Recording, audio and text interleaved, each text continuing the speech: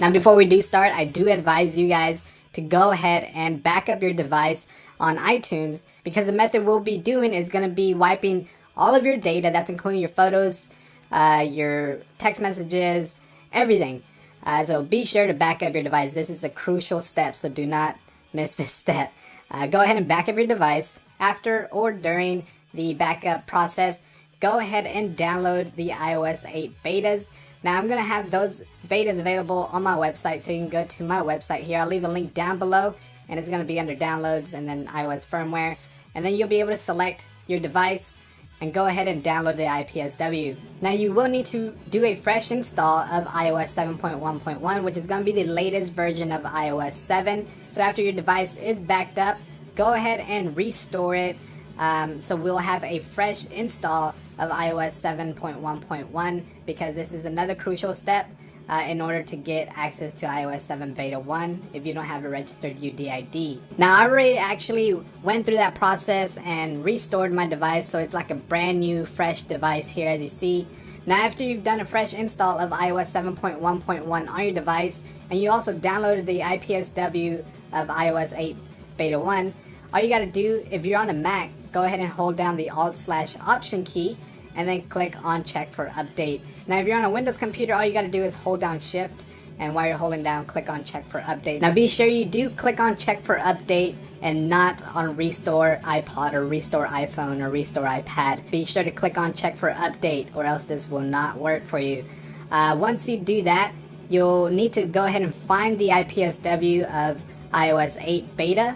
And since this is going to be beta 1, we're going to go ahead and select the beta 1 version here, and we'll click on open. Now it's going to ask you, iTunes will update your iPod or iPhone or iPad, whichever device you're doing this on. I'm doing this on the iPod Touch 5th generation, and then go ahead and click on update. Once it does that, it's going to extract the software and then update your iPhone, iPad, or iPod Touch to iOS 8 beta 1. So with the magic of video, we're going to go ahead and fast forward this and get back to when we update. Now once we get done setting it up, you will notice if you swipe over to the right, you will have that health application. So that's basically how you know that you're updated to iOS 8.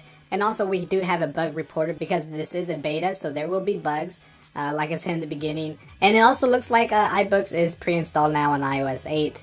But if you want some more proof, all we got to do is go to settings, go to about, or general, then about, and then you will see version 8.0 right there. So I am on iOS 8.0.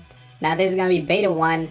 Now this method that I just showed you will more than likely work on future betas, but it is not confirmed. So currently it is working on beta 1, because we are on beta 1 at the moment of shooting this video. Now do this at your own risk. I am not at fault if anything goes wrong. I just wanted to show you guys, if you guys cared for it, and want to try out iOS 8 beta 1. Now if you do want to go ahead and restore your photos and text messages and everything like that from your backup that you did before we restored to iOS 7.1.1, all you got to do is hit on restore backup and then select your backup that you'd like. And that is about it. Now if you do want to go ahead and downgrade to iOS 7.1.1, all you got to do is simply hold down shift if you're on a Windows computer, or Alt/Option key if you are on a Mac. And then you have to select restore iPod, and then select the latest version of iOS 7, which is currently 7.1.1. And then you'll be able to downgrade if you're not satisfied with iOS 8 beta 1, because it will feature bugs. There's a reason why it's only available for developers, so they can point out some bugs and things like that. And